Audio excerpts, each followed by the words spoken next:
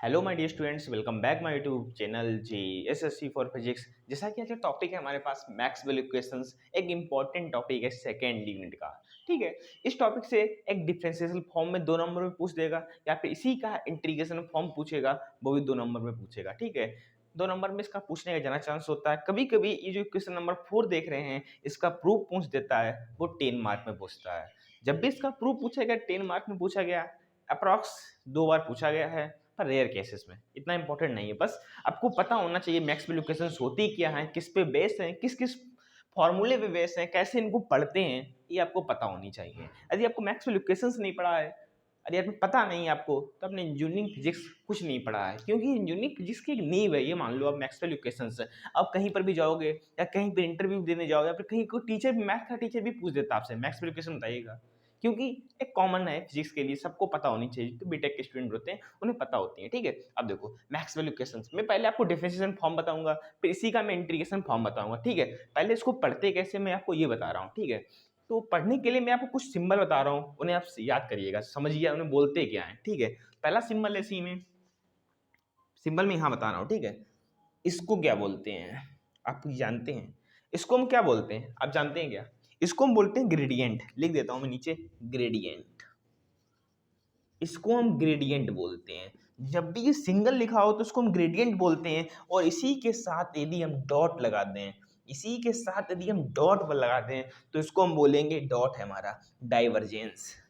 तो इसको हम क्या बोलेंगे? डाइवर्जेंस। और इसी के साथ यदि मैं क्रॉस लगा दूं, मीन्स इसी के साथ यदि ऐसे क्रॉस लिख दिया, तो उसे हम बोलते हैं कर्ल। ये कुछ सिंबल है, याद करो। नंबर पहला क्या है? सिंपल लिखा हो डेल्टा टाइप का, तो इसको हम ग्रेडियंट बोलते हैं। मैथ में जब आप पढ़ेंगे यूनिट नंबर 5, फर्स्ट सेमेस्टर वाले पढ़ेंगे यूनिट नंबर 5, तो उनको में ग्रेडियंट मिलेगा, ग्रेडियंट मिलेगा, कर्व मिलेगा, डाइवर्जेंस मिलेगा। पूरा उनका 5th जो यूनिट है, मॉड्यूल है, वो इसी पर बेस है। इसका वैल्यू भी होता है ग्रेडियंट का, वो आपके में यूज नहीं है, पर मैं बता दे रहा हूँ। डेल ओवर डेल एक्स आई कैप, डेल ओवर डेल जे जे कैप, और डेल ओवर डेल जेड के कैप, ये वैल्यू होता है। ठीक है, इसे हम ग्रेडियंट पढ़ेंगे। जब भी इसके साथ डॉट लग जाए तो इसको हम डाइवर्जेंस बोलते हैं, और इसके साथ कर्ल लग जाए तो इसको हम, इस ग्रेडियंट के साथ यदि क्रॉस लग जाए तो इसको हम कर्ल बोलते हैं। याद करना भी बहुत सिंपल है यार, डॉट से डाइवर्जेंस, क्रॉस से कर्ल, तो याद करना भी इतना सिंपल है। ठीक है, अब इनको पढ़ते हैं। पहला क्वेश्चन क्या है? देखो, ग्रेडियंट के साथ डॉट लगा है, आपको दिखाई नहीं दे रहा होगा, तो अब दिखाई दे रहा होगा, अब दिखाई दे रहा होगा। डाइवर्जेंस के साथ क्या लगा? डॉट लगा है, मींस ग्रेडियंट के साथ डॉट लगा है, तो इसको हम क्या बोलेंगे? डाइवर्जेंस बोलेंगे। तो divergence D vector, divergence D vector. समझ में आ रहा है मैं बोल कैसा रहा हूँ? आपको बोलना आना चाहिए। बहुत लोग मैक्सवेल इक्वेशन को बोल नहीं पाते यार, बड़ा अजीब लगता है हमको यार। तो आपको पता होना चाहिए, आपको पता होना चाहिए। ठीक है, तो डाइवर्जेंस डी वेक्टर। क्यों डाइवर्जेंस में बोल रहा हूँ? क्योंकि ग्रेडियंट के साथ डॉट लगा है। मैंने कहा ग्रेडियंट के साथ डॉट लगे तो उसको हम डाइवर्जेंस बोलते हैं। तो divergence D vector equal rho, equal rho, that is called first equation, Maxwell equation. ठीक है, जहां पर डी क्या है आपको पता होना चाहिए। डी क्या है? Displacement current. रो क्या है? मैंने आपको कंटिन्यूटी इक्वेशन में रो बताया था, क्या है आपको? Volume charge density. रो क्या है? Volume charge density. ठीक है, और जो यू मैक्सवेल की इक्वेशन नंबर फर्स्ट है, वो गॉसेस लॉ फॉर इलेक्ट्रोस्टैटिक्स पर बेस है। मतलब ये जो इक्वेशंस है वो इसी से आई है, गॉसेस लॉ फॉर इलेक्ट्रोस्टैटिक्स। जब मैं इसका आपको प्रूफ भी बताऊंगा, तो मैं बताऊंगा इसका कैसे यूज करते हैं इस इक्वेशन को प्रूव करने के लिए। ठीक है, तो divergence dot D vector equal rho Maxwell equation पहली है, किस पे बेस है? ये गॉसेस लॉ फॉर इलेक्ट्रोस्टैटिक पर बेस है। ठीक है, सेकेंड को बोलो, डाइवर्जेंस डॉट लगा है, तो डाइवर्जेंस डॉट बी वेक्टर, क्या लिखा है? B vector. तो क्या पढ़ेंगे? Divergence dot B vector equal 0। ये क्या है? मैक्सवेल की सेकंड इक्वेशन है। मैक्सवेल की सेकंड इक्वेशन क्या है? Divergence dot B vector equal 0। ये किस पे बेस है? ये भी गॉसेस लॉ फॉर मैग्नेटोस्टैटिक पर बेस है। ये मैग्नेटोस्टैटिक इसलिए बेस है क्योंकि यहाँ पर बी से क्या होता है? मैग्नेटिक फील्ड, इसलिए मैग्नेटोस्टैटिक पे फील्ड है। डी से डिस्प्लेसमेंट करंट है। रो क्या होता है? वैल्यूम चार्ज डेंसिटी होता है। ठीक है, सिंबल बहुत याद रखना। कभी कभी पूछता है विद नोटेशन से, नहीं आप बताइएगा, पूछेगा differential form with notation. Notation से क्या होता है? जैसे आपने डी इसमें नोटेशन से, रो नोटेशन से, बी नोटेशन से, ई नोटेशन से, बी नोटेशन से, एस नोटेशन से, इन सबको वेरीफाई भी करना पड़ेगा। मीन्स इसे होता क्या है? जैसे कि डी क्या होता है? डिस्प्लेसमेंट करंट होता है, ऐसा आपको लिखना भी पड़ेगा। ठीक है, तो बी क्या है? यहाँ पर क्या बताया मैंने? B magnetic field. ठीक है, बोलते क्या? Divergence dot B vector equal to 0। किस पे बेस है? गॉसेस लॉ फॉर मैग्नेटोस्टैटिक पर बेस है। नोट डाउन कर लो। ठीक है, नोट्स भी मिल जाएंगे तुम्हें इसको। ये क्या है देखो, ग्रेडियंट के साथ क्रॉस लगा है, ग्रेडियंट के साथ जब क्रॉस लगाओ तो मैंने आपको कहा उसे कर्ल बोलते हैं। क्या बोलते हैं? कर्ल। तो curl E vector, curl E vector equal to minus का del V vector upon del T, minus का इसे डेल बोलते हैं, del V vector upon del T. ठीक है, ये मैक्सवेल का थर्ड इक्वेशन है। ये किस पे बेस है? फैराडे लॉ पे बेस है। ई क्या इलेक्ट्रिक फील्ड है, बी क्या मैग्नेटिक फील्ड है, पता होगा। ये किस पे बेस है? फैराडे पे, ईएमटी इलेक्ट्रोमैग्नेटिक फील्ड थ्योरी पे। फैराडे लॉ याद रखो आप, इलेक्ट्रोमैग्नेटिक इंडक्शन लॉ इतना ना याद रखो, जो मैं प्रूव बताऊंगा उसका बताऊंगा कैसे इलेक्ट्रोमैग्नेटिक इंडक्शन लॉ पे बे करती है फैराडे के, वो मैं आपको बताऊंगा। ठीक है, तो फैराडे लॉ पर ये बेस है। थर्ड इक्वेशन पूछता है फिजिकल सिग्निफिकेंस, इसलिए इनको भी याद करना पड़ेगा आपको। जैसा मैं लिखा हूं वैसे आपको लिखना पड़ेगा, बस आपको लिखना पड़ेगा वेयर। क्या लिखना पड़ेगा? वेयर। आपको लिखना पड़ेगा where, where D vector equal to rho equal to, ये आपको लिखना पड़ेगा। ठीक है, अब देखो फोर्थ जो क्वेश्चन है वो क्या है? ग्रेडियंट के साथ क्या लगा है? क्रॉस लगा है। जब भी ग्रेडियंट के साथ क्रॉस लगाओ तो उसको हम बोलते हैं कर्ल। क्या बोलते हैं? कर्ल। तो कर्ल क्रॉस एच वेक्टर, क्या बोले? Curl H vector, curl E vector, क्या बोलेगे उसको? Curl H vector equal to J vector plus del D vector upon del T vector. Curl S vector equal to J vector plus del D vector upon del T vector. ये क्या है? Maxwell की fourth equation है। ये होता है modify ampere circuital law. क्या होता है? मॉडिफाई एम्पियर सर्किटल लॉ से इक्वेशन आती है। एच मोस्ट इंपॉर्टेंट टर्म है एच। एच क्या है बताइए आप लोग? ये क्या है? H intensity of magnetic field, means magnetic field की तीव्रता, जिसे हम बोलते हैं intensity of magnetic field. Okay, D बताइए डिस्प्लेसमेंट करंट है आपको। ओके, तो ये हमारे पास चार इक्वेशंस हो गई। मैक्सवेल की डिफरेंशिएशन फॉर्म हो गया, मैंने आपको बता दिया किस इक्वेशन को आपको किस रूप में यूज करना है और किसके लिए करना है, कैसे पढ़ते हैं, ये भी मैं आपको बता चुका हूँ। ठीक है, अब इन्हीं इक्वेशंस को मैं इंटीग्रल फॉर्म में वो बता दूं आपको, तो 2 नंबर में आएगा ऐसे question, Maxwell equations differentiation form with notations. ठीक है, तो आपको पूरा ऐसा लिखना पड़ेगा। अब मैंने आपको बता दिया, इसे मैं ग्रेडियंट पढ़ता हूँ, इसे डॉट लगाओ तो डाइवर्जेंस पढ़ते हैं, क्रॉस लगाओ तो इसे कर्ल पढ़ते हैं। Divergence dot D vector equal to rho, divergence B vector equal to 0, curl E vector equal to minus का del B vector upon del T, curl H vector equal to J vector plus del D vector upon del T. ऐसे आपको याद होना चाहिए चारों questions. यदि आपको याद है तो अच्छा बात है, आप इन्हें नोट कर लीजिएगा। ठीक है, अब मैं इसी का आपको इंटीग्रल फॉर्म बताता हूँ। ठीक है, तो मैं इसको रब कर रहा हूँ, इसी के जस्ट सामने इंटीग्रल फॉर्म लिख दूंगा। ओके, इंटीग्रल फॉर्म भी इंपॉर्टेंट है। अभी मैं आपको उसका डिफरेंशिएशन फॉर्म का प्रूफ बताऊंगा, इंटीग्रल फॉर्म का भी प्रूफ बताऊंगा कैसे ये आते हैं। इनका मैं प्रूफ बताऊंगा नेक्स्ट लेक्चर में। ठीक है, बस प्रूफ देख लेना यार। वैसे प्रूफ पूछा नहीं गया यार कभी भी, रेयर कैसे में पूछा जाता अभी तक मैंने देखा है, पिछले 3 ईयर से देख रहा हूँ, अभी तक कोई प्रूफ नहीं पूछा गया यार।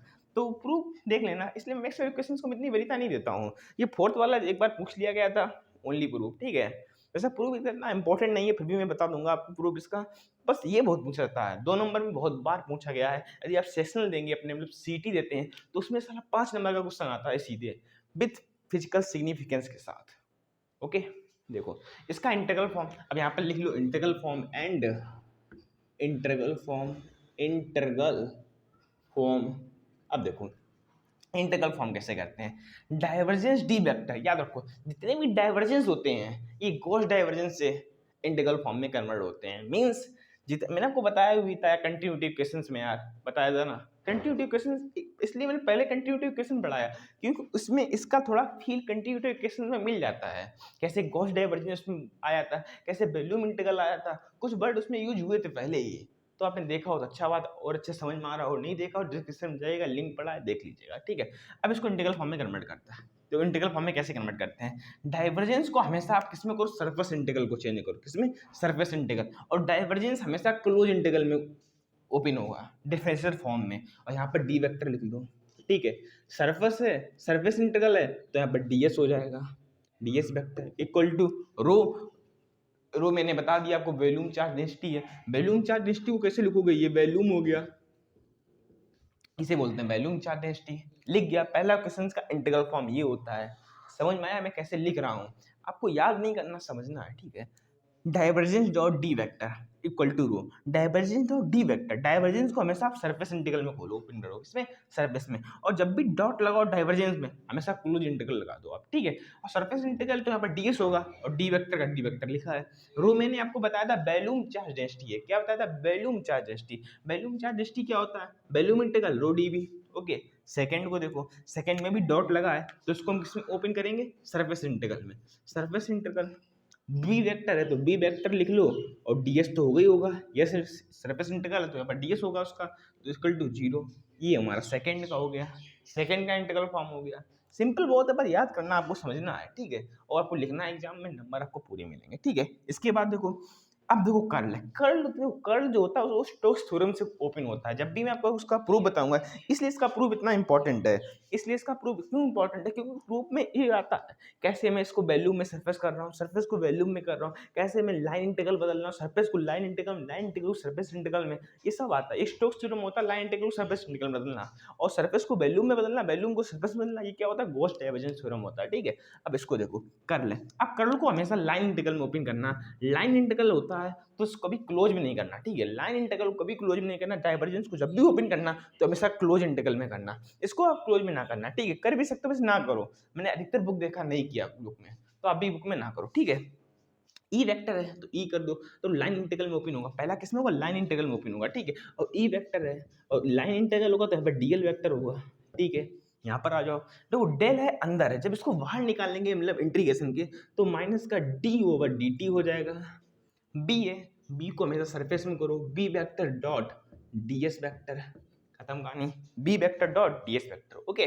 तो D over D T, del को हमेशा इंटीग्रेशन के बाहर में निकालोगे तो डी ओवर डी टी के फॉर्म में लिखोगे, ये भी मैं आपको कंटिन्यूटी क्वेश्चन में बता चुका हूँ, ठीक है। B vector surface integral, B vector को मैं किसमें किया, सरफेस इंटीग्रल, बी वेक्टर को मैं सरफेस इंटीग्रल में करो, ठीक है, सरफेस इंटीग्रल डीएस वेक्टर। ये हमारा होगा थर्ड इक्वेशन का इंटीग्रल फॉर्म। फोर्थ इक्वेशन देखो, फोर्थ इक्वेशन भी एक क्या है, कर्ल एच वेक्टर है, कर्ल है तो लाइन इंटीग्रल में कन्वर्ट कर दो यार इसको, H vector dot DL vector equal, इसको डायरेक्ट कर दो, क्या है, डिस्प्लेसमेंट करंट है। डिस्प्लेसमेंट करंट को किसमें किया था, सरफेस में किया था, surface J plus del D vector upon del T D S, surface है तो क्लोज इंटीग्रल कर लो, सरफेस है तो क्लोज इंटीग्रल कर लो, ठीक है। ये हमारे चारों किस्म का इंटीग्रल फॉर्म हो गया। मैं बोल के बता रहा हूँ, सर क्लोज्ड सरफेस इंटीग्रल, क्या बोलोगे, closed surface integral D vector dot D S equal to volume integral rho D B, ठीक है। Surface integral closed surface integral B vector dot D S equal to 0, इसको क्या बोलोगे, line integral E vector dot D L equal to minus का D over D T closed surface integral B vector dot D S vector, इसको ये बोलोगे। इसको क्या बोलोगे, line integral H vector dot D L vector equal to close integral closed surface integral J vector del D vector upon D T, ठीक है। ये चारों मैक्सवेल इक्वेशन का ये होगा डिफरेंशिएशन फॉर्म, ये हो गया इनका इंटीग्रल फॉर्म। इनका नोटेशन भी बता चुका हूँ, डी क्या है, डिस्प्लेसमेंट करंट, रो क्या है, वैल्यूम चार्ज डेंसिटी है, बी क्या है, यहाँ पर बी मैं आपको बता रहा हूँ आपको मैग्नेटिक फील्ड है, और जो एच वेक्टर है वो इंटेंसिटी ऑफ मैग्नेटिक फील्ड है, ई क्या है, इलेक्ट्रिक फील्ड है, बी क्या है, मैग्नेटिक फील्ड है, डी क्या है, डिस्प्लेसमेंट करंट है, ठीक है। ये उनके नोटेशंस हो गए, ठीक है। तो आप इनको समझ लीजिएगा ध्यान से और इन्हें नोट डाउन कर लीजिएगा अपने नोटबुक में, और एग्जाम में ये जरूर पूछे जाते हैं। तो एक क्वेश्चन तो आउट होता है 2 नंबर में, मैक्सवेल इक्वेशंस को लिखना, डिफरेंशिएशन फॉर्म में पूछ रहा है कि इंटीग्रल फॉर्म में पूछ रहा है, ये एग्जामिनर के ऊपर डिपेंड करता है वो किस फॉर्म में क्वेश्चन दे रहा है, ठीक है। पर आपको चारों ये पता होना चाहिए डिफरेंस, अरे आपको ये पता है तो इसके थ्रू कन्वर्ट कर लेना, जैसे मैंने कन्वर्ट किया वैसे आप भी कन्वर्ट कर सकते हो आसानी से, ठीक है। तो आज के लेक्चर इतने रखते हैं, तब तक के लिए ओके बाय, जय हिंद।